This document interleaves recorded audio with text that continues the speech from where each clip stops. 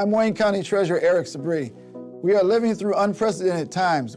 As a result, the Michigan Homeowner Assistance Fund was created. This fund, administered by the state of Michigan, is designed to help homeowners cope with pandemic-related hardships, such as delinquent property taxes. Residents may apply for up to $25,000 to help cover 2019, 2020, and 2021 tax years. Previous year's taxes must be paid in full or in a payment agreement with the Treasurer's office. Eligible homeowners must have a qualified financial hardship that occurred on or after January 21st, 2020. You must currently own and occupy your home as your primary residence and must have owned it since January 21st, 2020. To see if you qualify, please visit waynemetro.org, call 313-388-9799, or email taxinfo@waynecounty.com. We're here to help.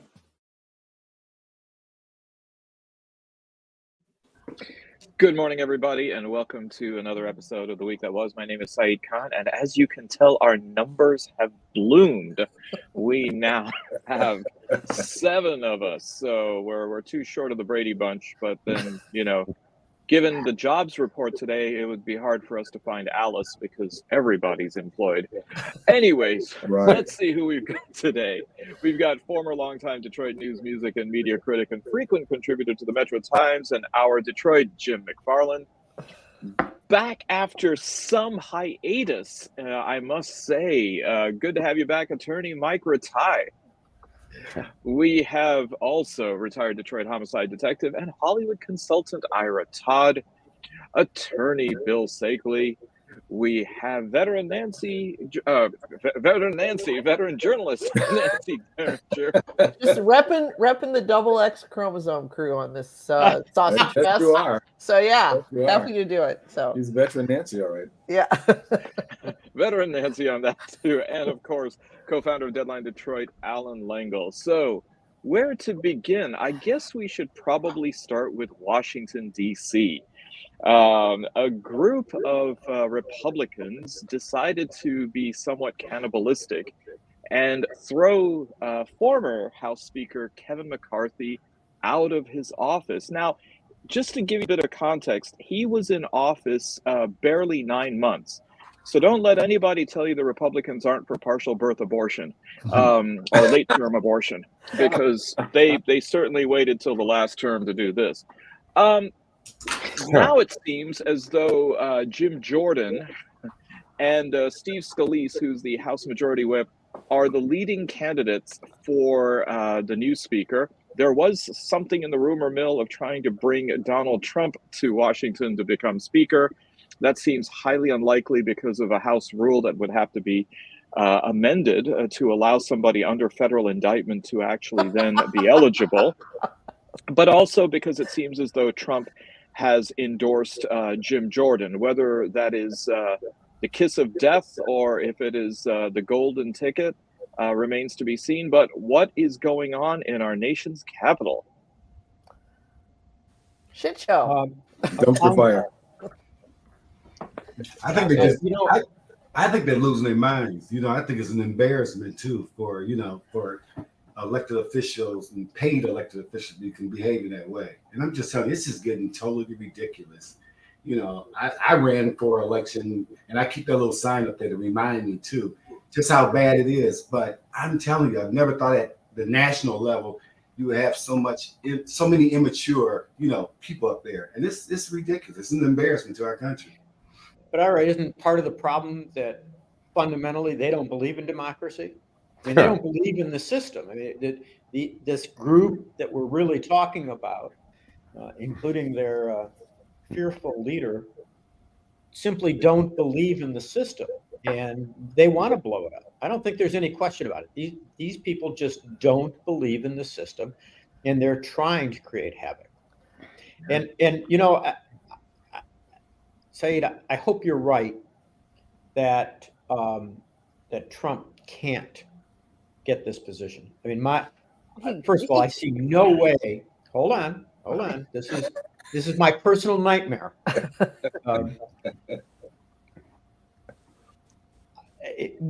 I don't see how Scalise and Jordan work it out. the only way that they're going to really get a speaker is if there's some consensus, because they don't have any votes to spare.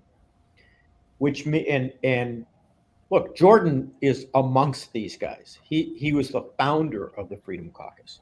He's as wacko as any of them, as far as I'm concerned. Scalise isn't a whole lot better, but he's somewhat of a grown-up. But he faces his own challenges.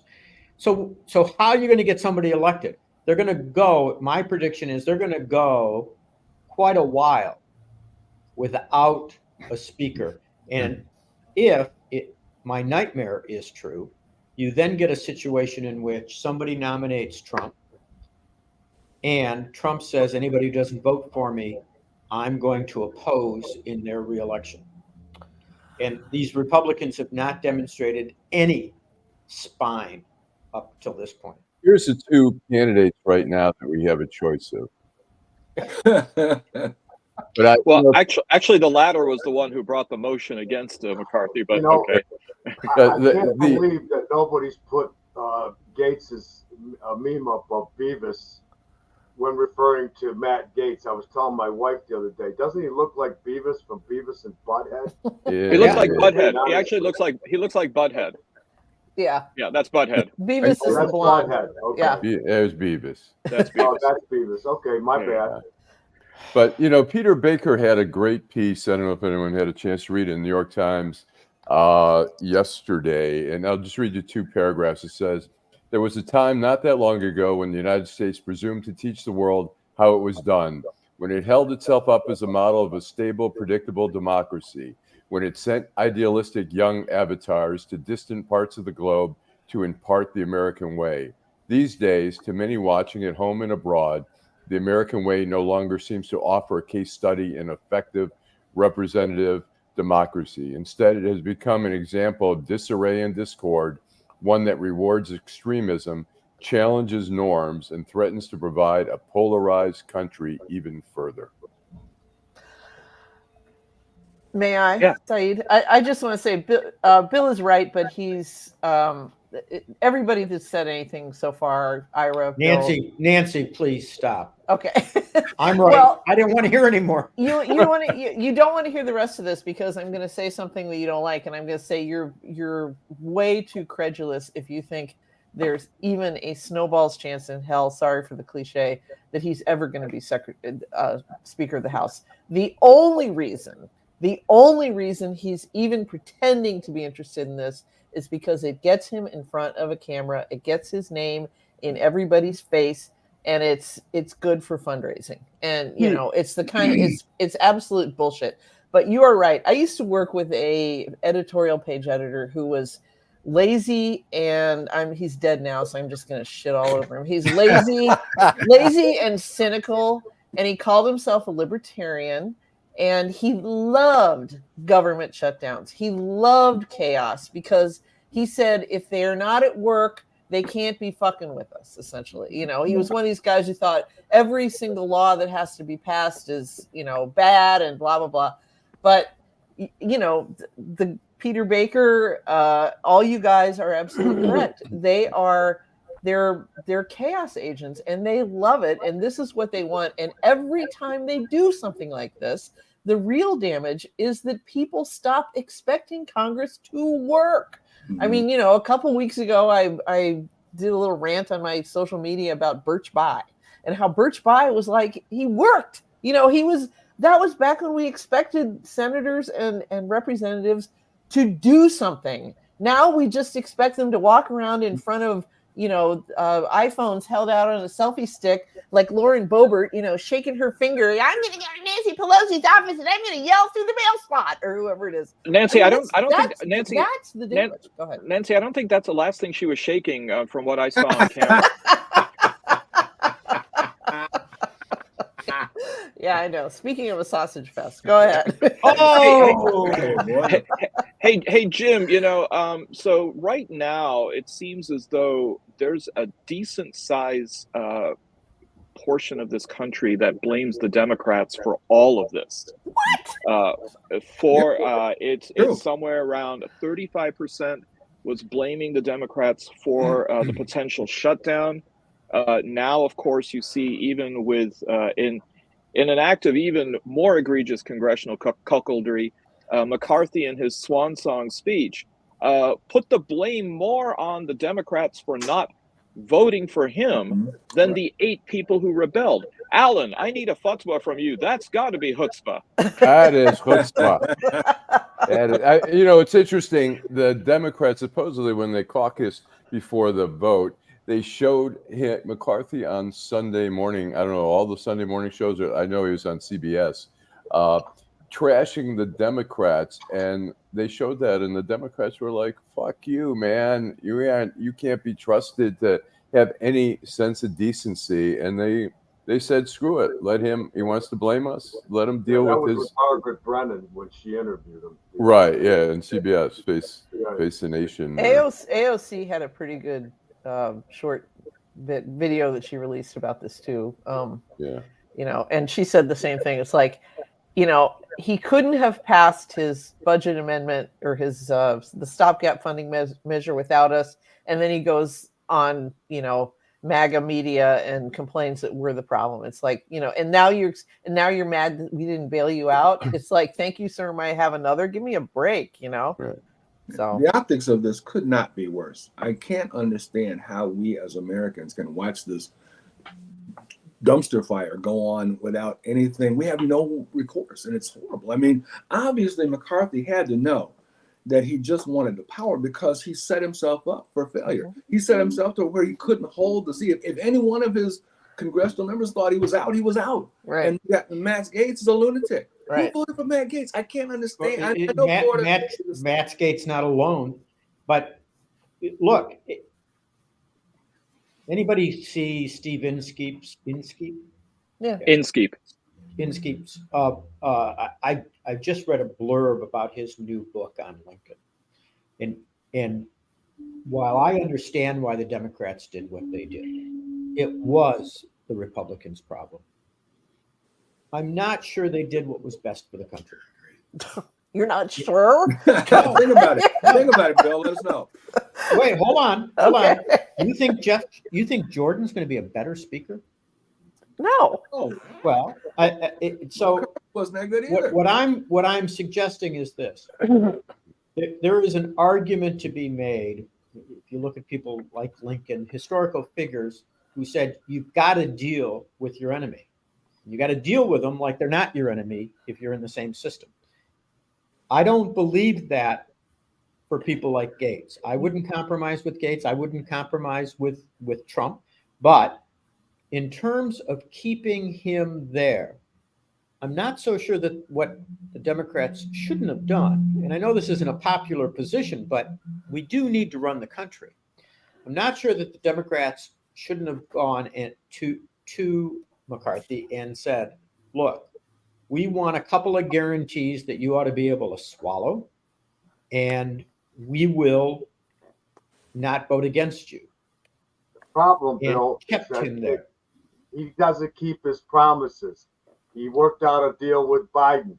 He went back on that. He worked out a deal with the Democrats, and then he threw them under the bus. So, I mean, yeah, I agree. I don't think he's trustworthy, but this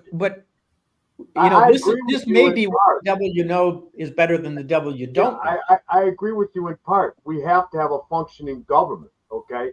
We're on the precipice of another government shutdown. They're not going to have a speaker in place within the, I don't know what we're at, 41 days now or whatever it is. Yeah, we're not going to have a speaker in place, and the government's going to shut down. That's not good for the country. But the bottom line is that the Republican Party doesn't exist anymore. We need two functioning political parties in this country for it to run effectively. Mm-hmm. And the party, the Republican Party that we all grew up with, we may not have agreed with their policies, but at least they believed in the institutions that form the basis for our country, our judicial system, all, on and on and on. They don't believe in it. And that was to your earlier point. They don't care about democracy. They don't give a shit about it. No. I mean, can you imagine? I have a hard time imagining any defendant standing up during breaks in court and doing what Trump did the other day down in down Atlanta. I mean, that it is amazing to me. But when you think about this, the leader of the Republican Party, former president and a presidential candidate, did that. That is clearly someone who just simply doesn't believe in the fundamentals of this country. He doesn't even know what they are. And when Bill not interested in what they are. Why is this a surprise? He's always been himself. He hasn't changed his personality. But I think why it's a surprise is, I sit back and I'm talking like at least once a day. I get a jail call from a prisoner who say I'm wrongfully convicted. I'm sitting on the phone. I just sat on the phone with Andre Nelson, been sitting in jail for 31 years, and this guy was mentally challenged. So you got these people that's out here that's sitting in jail, who's wrongfully convicted, can't get representation, and here you have this billionaire president, ex-president, that treat our justice system like it's crap. I think they need to send a message to him and sit him in jail for a little while. Oh, that would be so great. I agree. It's ridiculous. I want to answer Jim's question, though. What surprised me? Jim, it doesn't surprise me that Trump would do that. I understand. What surprises me is, to go back to what Saeed said, is that a third of this country follows him. Yes. The problem is not Trump. The problem's us. Mm-hmm. That there are more and more people. I don't know where we're headed, but it's not someplace I've ever envisioned going during my lifetime. Mm-hmm. I don't see how this country holds together at times. Yeah. Bill, is it made worse because you don't see the bottom to this? Yes, that's exact. I mean, I think that my wife and I were chatting about this. When Trump got elected, I seriously thought about leaving. Thank you. I seriously thought about leaving the country, and my wife made the observation her mother was still alive. We couldn't leave the country. I think if he managed to get elected again, I think we'd have a real shit show on our hands. I think we already do. But with 30 to 40% of this country in lockstep with him, when you look at the polls, he and Biden are tied. And third-party candidates possibly helping him. Yeah. Being the shoehorn that gets him in the shoe. Saeed, yeah. Do you still have British citizenship? I do. I have both, as a matter of fact. Can I become wife number 2? Take us with you. Well, you know what, Nancy? Given what I can do for you, you can choose to be wife number 2, 3, or 4. Well, no, I mean things are so bad that there's other countries where they're running ads with my face on it saying, "Here, send $10 a month." And this guy will send you a letter and a photo of himself every 3 months. Saeed, I just need to nail down my off ramp. I think that's. Trump gets reelected, our country's over. The experiment's over. Yeah, it really is. It's over. It is. The democracy is dead. Right. Our republic is dead. End of Was it story. Martin Taylor Greene who suggests we just divide the country geographically anyway, like we should have done back in the Civil War? Sure. If she wants Atlanta, she can have Atlanta. I'll miss it. I love it. I was just going to say though, but see how what do they call it? What we were doing in like an occupation. See how what do they call what's the word for what the Iraqis were doing when we were occupying I can't think of it. It'll come to me in about 5 minutes. But ISIS? No, not ISIS. It's what you call when a population resists an occupying force. An insurrection? Insurrection. Yeah, exactly. Wait until she tries to keep that insurrection down. well. Speaking. Yeah, go ahead, Alan.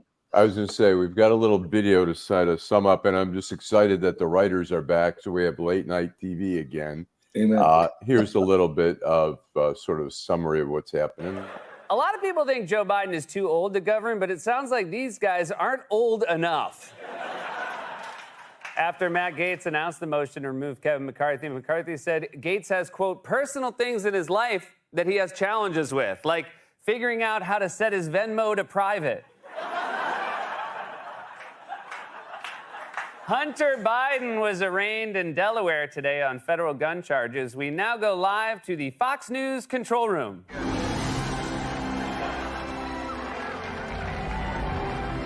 Thomas yesterday recused himself from a Supreme Court decision for the first time, not because he had a conflict of interest, just because he had a fishing trip planned. It would have been rude to cancel because someone else paid for it.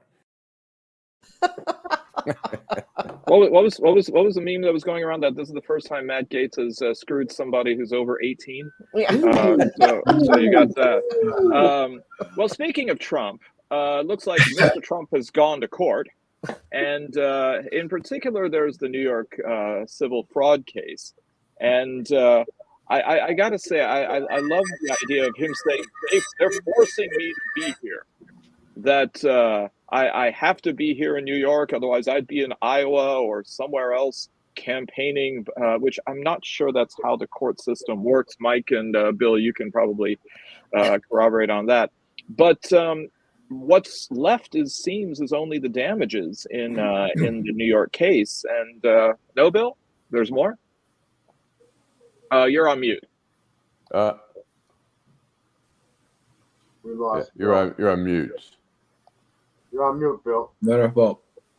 Unmute him. While he's, Okay, while there he's we go. looking Yeah, at there it, we go. Sorry about that. There are a lot more counts in the civil complaint against him other than that one. right. The count in which the state received a summary disposition on liability is the count in which intent, the intention of the company and Trump simply didn't matter, whether or not they made false statements. So there are a lot of counts still there. There's still a lot to try, plus the damages. So there are some real penalties that he could be subject to. When they talk about the $240 million that they're seeking, those really aren't penalties. That's a disgorgement of what he improperly received. Right. If they find that these acts were intentional, that there was a RICO type scheme, he's really be in trouble. I have a question for some of the people here. Ruth Marcus in the Washington Post wrote a column saying, yeah, he's a fraudster, but are we going too far? Is it too extreme to start taking his business licenses away? Curious what opinions. I was worried. I was watching the other day, and that's all I'll do now, retire and just watch MSNBC all the time and Fox News. But I started thinking like it's getting a bit too much, and people might get the impression they are picking on him. I don't think they are. I think everything just falling into place right now. He did all those crimes at that time, and it just took this time to investigate it. But I started feeling like, are they doing too much at one time? And are people going to start feeling like they're picking on him, or just enough of this Trump show, and just start ignoring things? I wish people would say enough of the Trump show. Yeah. Well, it doesn't matter because he's going to whine about it regardless of how much is against him. He's using that as his platform. You can tell that the Democrats, everybody just wants me out because they know I'm good for the country. That's his mantra. He's been using it ever since this whole crap began, and he's going to keep doing it no matter what happens. What I want to see is, can he pay the damages? We know he doesn't have any money. He never revealed his tax returns. We know he's basically... Well, unless he gives up his contributions. But I was just going to say the reason he's sitting in that courtroom is because it's good for his fundraising. Lengel, you're on his mailing list. I mean, have you gotten any specifically talking about this? Dear friend. You know what? I fear that I've been taken off his mailing list because I mocked so many of his emails on Facebook. I suddenly am not getting them anymore. Probably said, who the fuck is sending that guy? You don't have I'm curious, Mike, do you have any doubt that if same facts, but not Trump, that he would have lost his license to conduct business a long time ago? Of course. Yeah, I agree with that. Absolutely. And then it goes to what I was going to chime in with, is that the rule of law has to mean something in this country if we're going to continue to exist. Yes. Okay. So whether or not you want to see, it's too much or whatever, this is the rule of law at work, okay? And it doesn't matter who he is, okay? And that 20% or 25% that the cultists that follow his dumb ass, who gives a shit about them, okay? I mean, really, lock his ass up, okay? Because the rule of law has to mean something, okay? Take away his business license, okay? This judge is going to break it off in his ass. You know that, right? I think that if he doesn't, he certainly should. This judge has demonstrated far more self-control than many would. I love that expression. But, Saeed, to your initial comment, he doesn't have to be there because it's a civil case. And Nancy touched on it. He was using that 2 days, and after he says, well, I'd rather be in Iowa or South Carolina or New Hampshire or wherever, he walked out of the courtroom that day and left. Yeah. And went to Florida. Yeah, so that was all bullshit, okay? But to Nancy's point, he was just using that 2 days to raise money for a stupid-ass campaign. Yeah. End of story. Well, look at how little people care. I mean, his former chief of staff, John Kelly, comes out and talks about how he had such contempt for military veterans, especially those who are disabled. The fact that yesterday ABC News reports that Trump was allegedly sharing nuclear submarine documents and information with an Australian business billionaire by the name of, aptly named, Anthony Pratt. You can't make this stuff up, and it seems as though nothing matters. I mean, are the MAGA hats just there to conceal the lobotomy scars, and these people just aren't? Look, I hate this son of a bitch. Okay, I've hated him for years. I hate him. Okay, and this whole thing with General Kelly, this is not new. Right. Okay, this was going on during his administration. Okay, I mean, as a Marine myself, okay, when he wouldn't go visit the graves at Bellow Woods, where the Germans nicknamed us devil dogs, and then he called us a bunch of losers and suckers. Not me personally, but those who have died or have been maimed in combat. Fuck you, you piece of shit. That's why Mike, how are you going to vote? My favorite Mike right here. It's like, honestly, any veteran that could vote for him should be ashamed of themselves. Right. yeah. But again, wait a minute. any cop, any You guys are public making servant. Trump the problem. He's not. It's us. Look, we've got to figure out why it is that 40% of this country still follows this guy. We've got to deal with that issue, because if something happened to Trump today, I hope, if something happened to Trump today, someone would step in his place. 40% of this country doesn't want equal rights for minorities. 40% of this country doesn't want democracy. 40% of this country couldn't give a shit about the poor, wants to dump Social Security. Here's a replacement. Got to worry about. Here's a possible replacement. You love this tool of popping those pictures up, don't you? I'm a little concerned. Bill, let's phrased, call it Nancy, 30 to 35. I don't think it's quite at 40% yet. At least it will be soon. It could be soon. You're absolutely right. But the best description I heard of this, or summation of this, is Trump is the whistle on the tea kettle. Take the whistle off, the whistling stops, but the tea kettle is still boiling, and that's what's great. And I think once you see all these people going to jail, and you start seeing Trump start losing some of these battles, and Trump, I believe, is going to jail, because I really do believe in the justice system. I really do. I think that 35% is not really that 35%. I think a lot of people, if you taunt people long enough, and that's what I do, I taunt some of my buddies about Trump. Look at what I told you. Let's see what he's doing now. A lot of people are just going to stand up and be like, I don't care. I'll lie with everybody else. They'll do that. But I think secretly they're backing away from Trump. A lot of people are backing away. I really believe that. You know, My friends who are Trump supporters, if I talk to them long enough, they can't really put together a reasonable situation where Trump makes sense to be reelected as president. It's all emotion. It's all anti-Biden. It's best for the country because the country's going to hell right now. Well, it's been going to hell long before Trump took office. It's still going to hell. And I'm not sure. Go ahead. If you listen to people being interviewed and they'll say, we need integrity in this country. We need Trump back in office. We need somebody who stands for democracy in America, who's going to make America strong.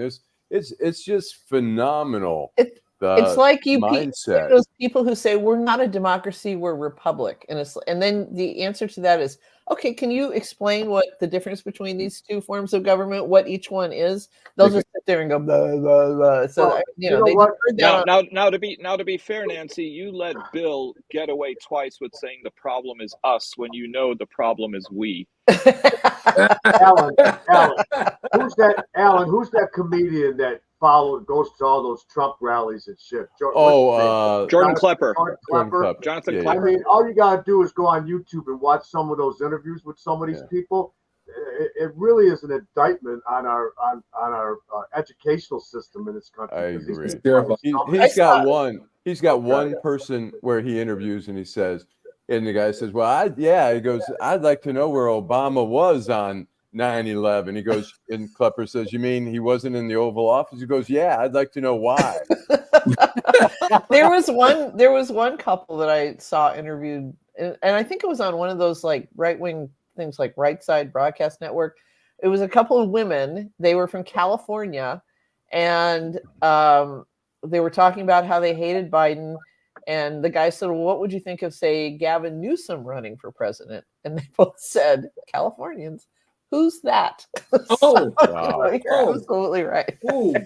Oh, that hurt. We got a lot of ignorant people out of 350 million in this country. Yeah. And they all get to vote. Isn't he dating Taylor Swift now? Who is it? Who is Yeah, it? Taylor. Ouch.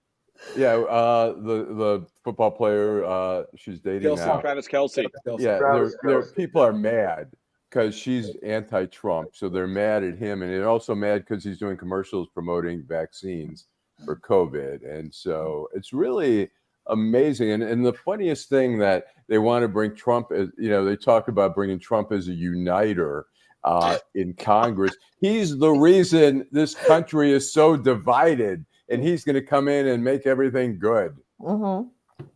Although I know you guys probably watched the debates, but did you see the debates and just see what they have to pick from too? I mean, it's awful. It's like a kindergarten or something. Wait a minute, Ira, you didn't appreciate Christie's completely spontaneously delivered line of calling him Donald Duck? Right. It's crazy. Well, and you know what? Why jokes? Why are debates like that now? Because in 2016, Trump came to Detroit and stood up on the stage at a Republican debate and said he had an adequately sized dick, and he just basically said it, he talked about his penis at a, allegedly a policy examination event. And now hey, Nancy, that's not policy. Just for the record, Nancy, notice none of the 6 men are bringing this subject up.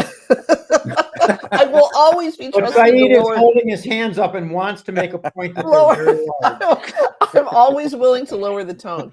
Wait until Bill, Lauren I am not Boebert. Mel Tucker. Wait until Lauren Boebert runs for president and talks about, well, yeah, he was feeling me up in the theater. Have you gotten a load of these yet? So there you go. Hey, Nancy, that's going to be her Secret Service code name is Beetlejuice. By the way, we have a video, which is an ode to Mitt Romney, the Daily Show, now that the writers are back. It's 1 minute and 24. It's a little long, Nancy, but we're going to...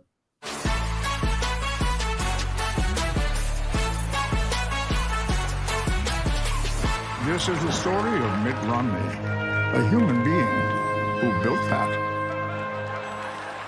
George W. Romney was a wealthy auto executive and future Michigan governor. But being born his son was anything but luck. Willard Mitt Romney won the coveted position only by outcompeting thousands of less motivated sperm. And though when he was a teenager, the Romney family was for a time forced to take shelter in public housing, young Mitt refused on principle to take taxpayer money for his schooling, instead convincing a local businessman to invest in his future. Bit of a UFC/junior high cafeteria vibe now. Even before the speech started, things started getting rowdy. There were some tense moments at last night's State of the Union address. Cameras captured a heated exchange between embattled Congressman George Santos and Senator Mitt Romney. One lip reader posted this account of how the exchange went down. You ought to be embarrassed. Yeah, sure. You ought to be embarrassed. You ought to be embarrassed. You ought to be embarrassed, son. You got me? That's your opinion. Yes.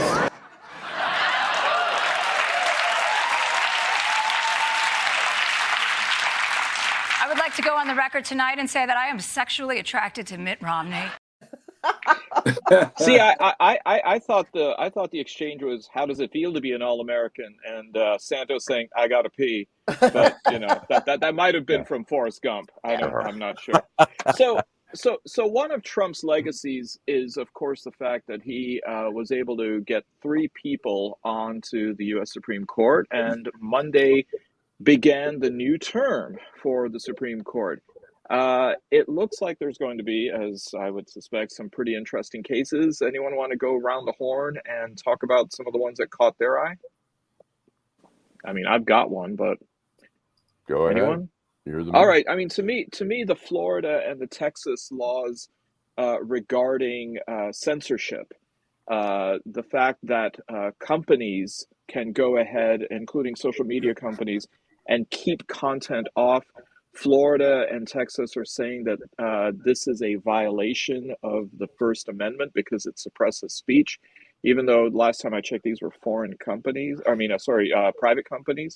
But the whole idea seems also to be around the argument that censorship itself is a form of speech. Is this the case that involves the Port Huron guy?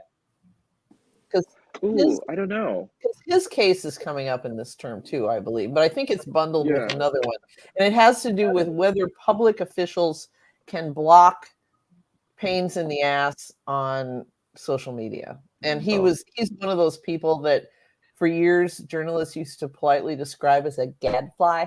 But he's basically this guy who goes on he comes in your comments and calls you a pedophile or a drunk or whatever, and so he was blocked from the official Port Huron and the mayor, city manager, whoever's Facebook page, and now he's suing over it, claiming they have to let that in. So, well, I mean, I'd imagine that if it's an official account, like say for the governor of Michigan or for the president of the United States, I'm not sure you'd be able to go ahead and block somebody. I mean, unless, of course, the content was unprotected speech. Well, but it's also, like you said, it's a private company. So I don't know. I mean, it's a good question. I think it's probably something that we have to figure out. But, at the same time, why does nobody have a problem with these Republicans going around calling people pedophiles like they're calling them, blondes or brunettes or fat or whatever. I mean, I'm amazed that nobody has stood up and said the next time, like Mike Ratai, and said the next time you come for me and call me a pedophile, you better bring some fucking receipts, motherfucker, or you're going to meet the business end of this knuckle sandwich. I mean, something like that, because that's the only reply that charge. Well, I think now Nancy Clairol is actually marketing a pedophile hue, which is somewhere between ginger and blonde. So you might want to fact check that one. Well, it's like, again, the power of words. Pedophile has been tossed around so much lately; it's lost its power. Yeah, actual pedophiles are happy about this. Yeah. I guess if we're all liberals and we're all Democrats, by definition, we're pedophiles, right? Right, or groomers, or whatever they call them. I mean, Bill actually, weren't you the lawyer for in the Charles Pugh case, Bill, as I recall. Yeah. So you actually know what grooming really is, and the idea that I've done 65, 70 of these cases. Okay. Wow. I know a lot about grooming, and I know a lot about. First of all, the term pedophile is interesting. I mean, I made this point during the Pugh trial. Pugh wasn't a pedophile. He was a febophile. Man, he liked young men, but a pedophile is somebody who's attracted to prepubescent. Right. Right.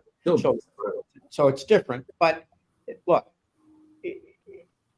name calling is as American as apple pie, especially in politics. And these terms have taken on virtually no meaning as a result of that. Right.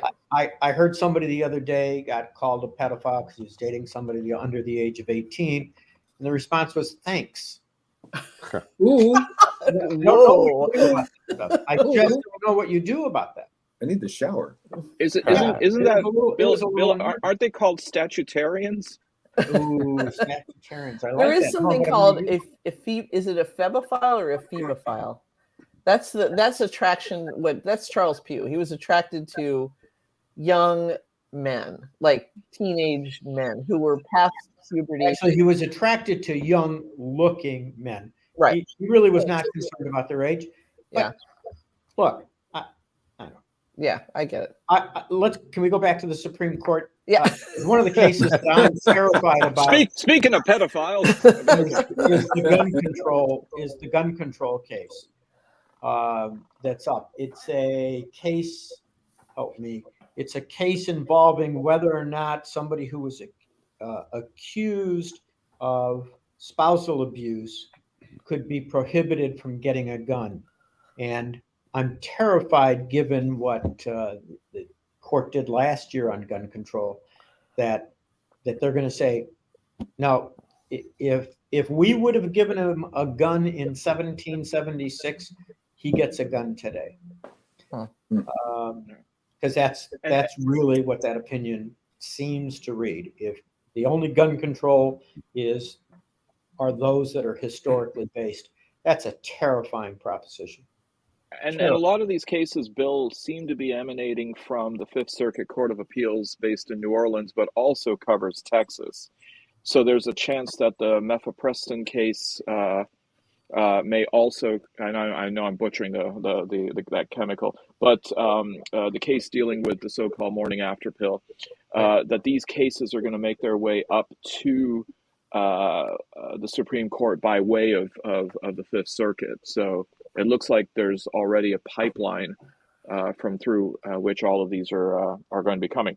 But speaking of gun cases, Hunter Biden has pled not guilty by way of his attorney, Abby Lowell, to his gun charge case.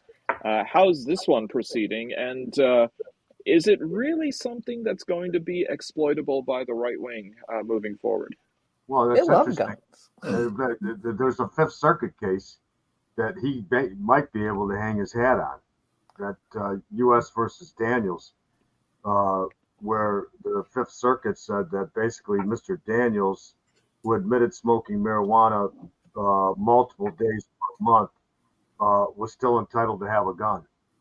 And so he may have a Second Amendment defense. Now, it's not going to be a defense to the charge whether he lied on his application and stuff like that, but this Fifth Circuit case might provide him, ironically, with a defense to the gun case. So would he be able to argue that he was high when he purchased the gun, so he wasn't really in his right state of mind at the time?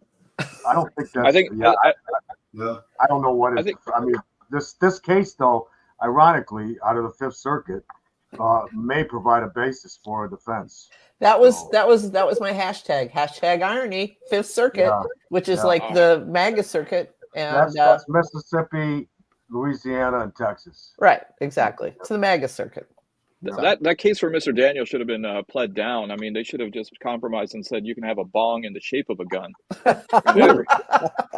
When you take a hit, that makes sense. Yeah, and there you go, Jim. Absolutely. So, that case looks like it's going to be going. Well, one thing that has been going on now, and we're in our third week, or actually starting our fourth week, is the UAW strike. It seems as though, thanks in large part to what's been going on in Washington, at least the national coverage of the strike has been somewhat subdued. But how are things looking from the street here? I think. How many look, donuts have you dropped off, Lengel? none. I haven't. I keep meaning I need to get up there, but I would say, look, they have, the strikers have leverage here. The plants are shut down. There's going to have to be a resolution. But what we're also seeing is a revolution of workers. We have the workers here, the gambling, whatever, the gaming workers who have authorized a strike. I don't know what's happening with Blue Cross workers. We're seeing a lot of workers who are going on strike, who are seeing it's sort of setting a trend here in America. And hopefully things can stabilize at some point. But I think the UAW, they seem to be getting closer. There seems to be serious negotiations going on. The auto companies can't take a hit like this forever. Obviously, the union people don't want to be out forever. I think we're going to see a resolution. I would think in the coming weeks, a couple weeks. Didn't Ford strike a deal? Yeah, I thought Ford did. No, in Canada. They did it in Canada, not here. Just in Canada. Right. Okay. Right. There's serious negotiations going on now. I think they realize they can't keep going on. And unlike the newspaper strike that we were involved in, where the papers were still coming out, even though the circulation got cut in half and they probably lost easily, $250 to $500 million carrying out the strike, they were able to keep producing. The car companies can't do that. And so this can't go on for a long, extended time. Allan, do you think that the UAW strike hasn't gotten a lot of media attention because of the writer strike and because that's sexier than a bunch of auto workers? You're right. A UAW strike used to get a lot of national attention. It hasn't gotten that much, but there are other strikes going on. It did for a while in the beginning. I think, particularly the East Coast papers, they get bored with labor. They're not, and we see less reporting on labor. I mean, both papers don't have a labor writer like they each one had a labor writer. I think they're getting bored with the strike. Sean Fain is much more charismatic than I expected him to be. So, I think he helps. Yeah. He's a quote machine. So I also think one of the factors is that the big three aren't really so big anymore. It used to be that if one of the big three went out on strike, that was a huge deal. You've got so many other car manufacturers selling in this country right now. It doesn't stop most people from being able to get a car. Right. That's one issue. I also wanted to come back to something Allan said. You've got the Kaiser, can't remember the other word there. Permanente. Nurses going on strike, the largest nursing strike ever. They're doing it in 3-day shifts because they don't want to deny patients all their treatment. But I think that fundamentally, all of these strikes come back to a very important issue, which is what we were talking about earlier, and that is, how can you have the executive at General Motors making, $29 million a year, and even if they got the 40% that they were demanding, they'd just be getting back to where they would have been had they not given all those gift backs. Yeah, so, right. That's a big deal. Trickle down economics, my humble opinion is, doesn't work. It just doesn't work, and we've been victimized by it ever since Reagan. And workers are beginning to say, wait a minute, this is just wrong. This is bullshit. Yeah. So one of our viewers, Angela, just came up with a really nice thing. She said Republicans equals driving in reverse, and she had R in parentheses. Angela, I don't know how you did that. Every time I put R in parentheses, I get the registered symbol. So you need to do it in our chat window. I need to do that. So, we're at the end of an era. Miggy, Miguel Cabrera, retired as a Tiger.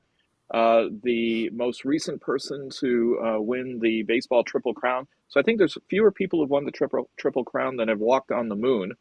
and quite an icon for Detroit, and is apparently staying. And Allan, I know you've got a clip.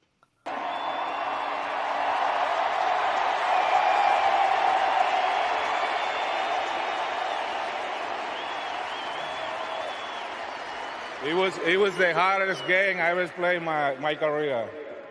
My focus, it was out. I was like swing everything they throw me, but it's okay.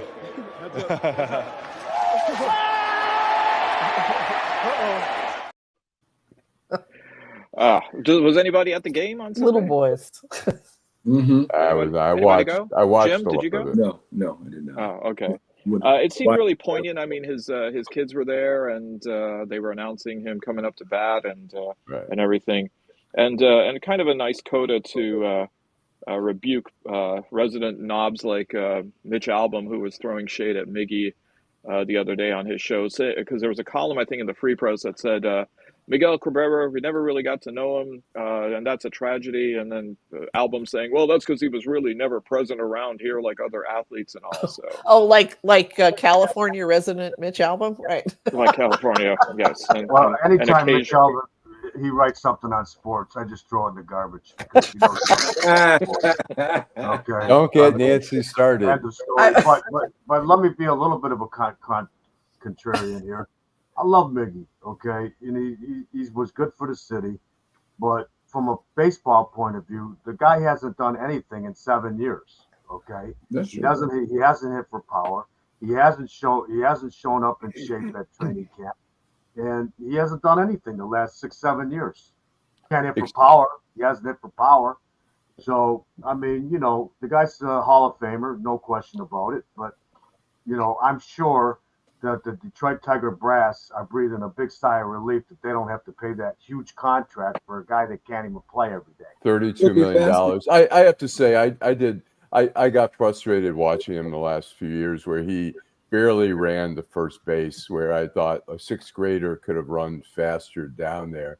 And not to trash, he was an amazing player. But if you talk to sports writers, besides Mitch Albom, if you can call him a sports writer anymore, they would say, when you'd ask, hey, is Miggy a good guy? They'd all go, yeah, not such a nice guy. I think he was not that warm to the players. And some of it may have been, he didn't, as you can hear him talk, I mean, his grasp of the English language is still not great.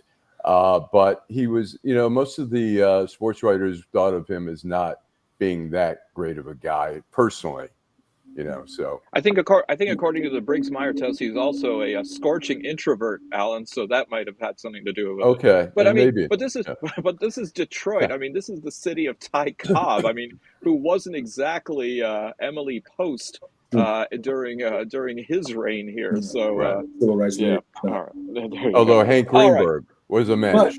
But that's Mike Ilitch. He didn't want to see Miggy playing against him. He overpaid him, and we were stuck with him in those last years. I mean, yeah, you're right. He gained weight. He wasn't hitting the way he used to. But if we could remember, and my wife has never liked him because of his off-field activities. But he's Miguel Cabrera, and he was the Tigers for a long stretch of time. He drove this team. We should remember, and as someone just said, he'll be in our first ballot Hall of Famer without question. So we were fortunate to have him, as we were fortunate to have Eisenman and Trammell and Whitaker and Billy and Isaiah, to see these great athletes in their prime with our own eyes. We've been blessed to be Detroit sports fans. Yeah. Well, not just that, Jim, but also the bad boys attitude. I mean, man, was this city lit in the mid to late 80s. What a time to be alive to watch that. Allan, let's go to a commercial. All right, hold on. We have one comment here. I'm going to post here. Supreme Court seems to be associated with red flag laws. Okay. All right, here we go. I'm Wayne County Treasurer Eric Sabri. We are living through unprecedented times. As a result, the Michigan Homeowner Assistance Fund was created. This fund, administered by the state of Michigan, is designed to help homeowners cope with pandemic-related hardships, such as delinquent property taxes. Residents may apply for up to $25,000 to help cover 2019, 2020, and 2021 tax years. Previous year's taxes must be paid in full or in a payment agreement with the Treasurer's office. Eligible homeowners must have a qualified financial hardship that occurred on or after January 21st, 2020. You must currently own and occupy your home as your primary residence and must have owned it since January 21st, 2020. To see if you qualify, please visit waynemetro.org, call 313-388-9799, or email taxinfo@waynecounty.com. We're here to help.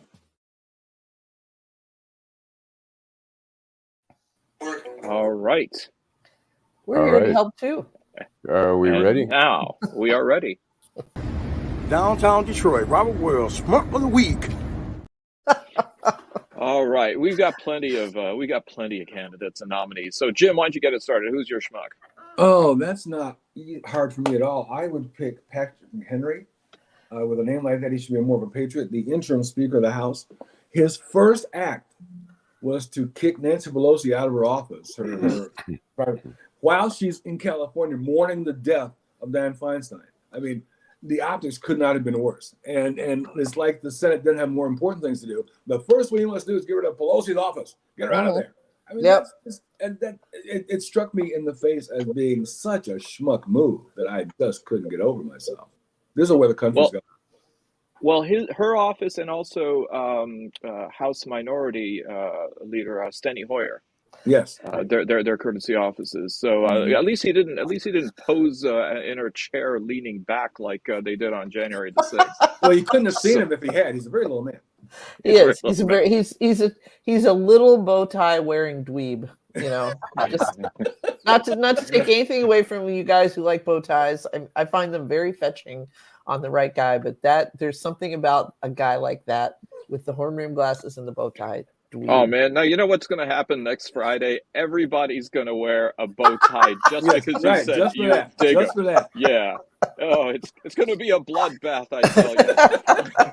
Tucker Carlson wears those sometimes. Yeah, I don't. It's Tucker Carlson. That's one reason I would never wear one. I don't even know how to tie them, let alone. And I don't. I only wear them with a tux, and I only tie them. I don't use the self tie. Ira, who's your schmuck? Brilliant. She's a bow tie. It's gonna always be Trump until this trial thing was over with. he just slams our criminal justice system. So Trump, got it. Fair Mike, enough. Who's your schmuck? Oh God, I knew you. I always want to say Trump, and I know we're not allowed to do that, right? You got beaten to it. Plenty others. You want me to come back to you, Mike? Come back to me because I've been thinking about this since I got here this morning. It's okay. It's okay, Mike. Okay, Bill. I think that I'm going to have to give a group award. I'm surprised nobody got to it, to the entire Republican caucus. I think that the lack of grown-ups in the room and the way that they, I think Ira said that they're like kindergartners. So Ira, when I think back when you and I were in school, we learned as kindergartners to play together and play nice. They don't know how to do that. No. So I'll give it to the entire Republican caucus. Yeah. All right, we've got a collective. Nancy. Ooh, I got a good one. I thought Mike was going to steal it from me, but I'm taking this. He came unprepared, so snooze you lose. On that one. Schmuck of the week is John Draskinis, or perhaps it's Draskinis, who is recently cut from the University of Michigan hockey team. This is why I thought for the offense of spray painting swastikas on a Jewish cultural center in broad daylight, on like a Saturday afternoon. And everything I learned about this kid makes it worse. He grew up in Heartland, Michigan. Now, how do you develop a hatred for Jews in a town where you can't even get a minion or a decent bagel? You know, Heartland. Jesus. Heartland it's worse than that, Nancy. You can't even get a bagel in Heartland. Yeah. You can't even get a bagel there. Exactly. They're outlawed. Mike, Retai's right. I mean, Heartland, Howell, that area used to be a very big Klan area. Really, I guess so, but this kid's 22 years old. Yeah, okay? where does he learn it from? I mean, honestly, I coached Little Caesars U18 team from 2001 to 2012. I got guys that played for me that play in the National Hockey League right now. I mean, if I would have found out that any of my kids had that kind of attitude, yeah. Okay. Number one, I would have beat the fuck out of them myself. Beat your way up, You're a hockey coach, man. You know what I mean? Yeah, take a and they would have been summarily dismissed. And then I would have talked to their parents and said, well, they must have learned it from your dumbasses. So, I mean, I saw that. That made me, and good for, and I know the kid that coaches up there at Michigan. He took over from Mel Pearson. And he's a Catholic Central guy, and he's a good kid, and he's a good coach, and he's doing a good job with their program. He didn't waste any time. He just got rid of them. And the kid played for the development team, and so I mean, he could have. He probably is going to lose his athletic scholarship now. Oh, he's done. He's gone. He may well be. He may well be expelled or have to just leave. Yeah, he right. should be expelled. Right. And according to Illustrated, he also put male genitalia and homophobic stuff too, which makes a lot of sense. I don't understand what his mind. He might have been hit with a puck too many times. Well, listen, I can tell you right now, he learned it at home. Yeah. Plain and simple. Well, I think in lieu of having him expelled, Allan, they're going to have him scrimmage the Hanson brothers. So,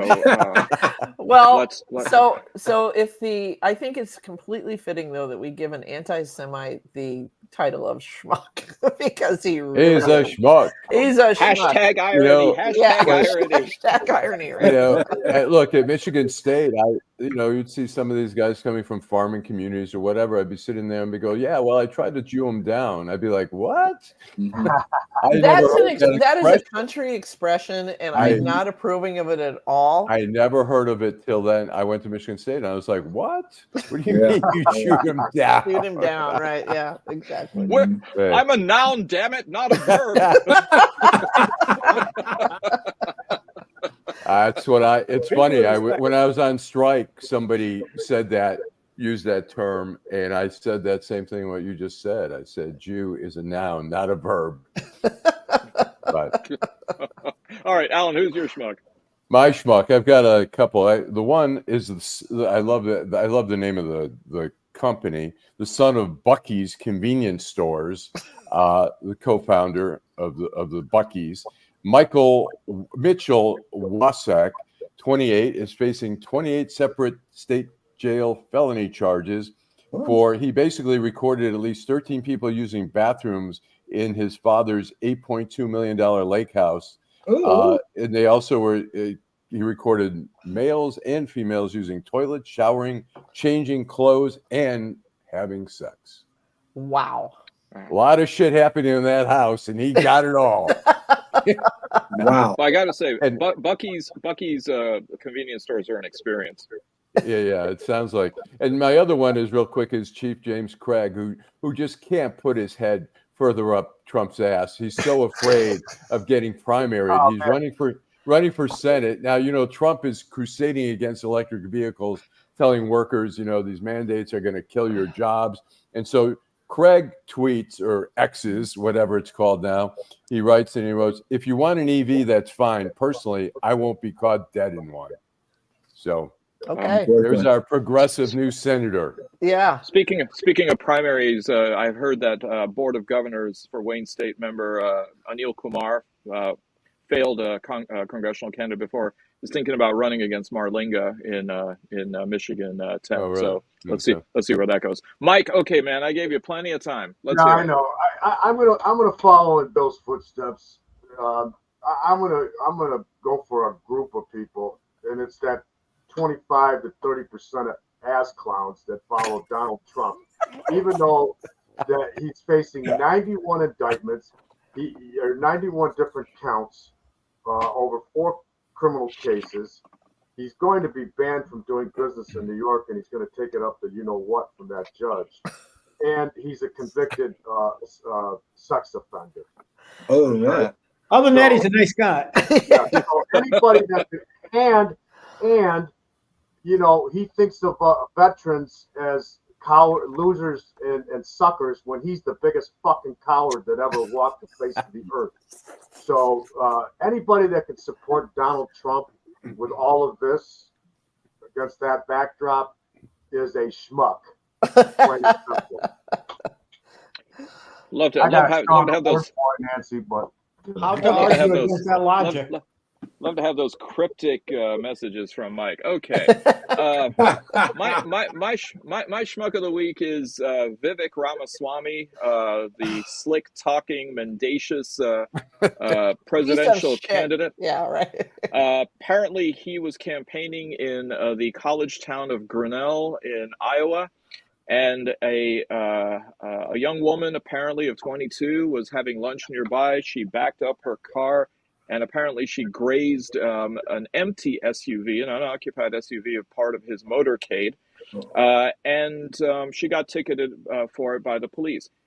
Ramaswamy and his entire campaign claimed that she was one of many angry protesters who were shouting and cursing and yelling, and in fact purposely rammed the car and then fled the scene. That guy couldn't tell the truth if it smacked him in the face, Well, or if it hit his car, apparently. Yeah. So yeah. So Vivek Ramaswamy, showing that you really are a pathological liar because you're lying about really nothing, and you probably lost the entire vote of Grinnell, Iowa. You're my schmuck of the week. Anyways, thank you so much for being on. Thank you, Bill Seikaly. Thank you, Mike Ratai. Welcome back. Thank you, Jim McFarlin. Thank you, Ira Todd. Thank you, Nancy Derringer. And thank you, Allan Lengel, with always the last words. And yes, go Lions. Drive, yes. And drive home safely. I was wondering what you were doing there, Jim, but yes. Have a great week, everybody, and go Lions. Okay.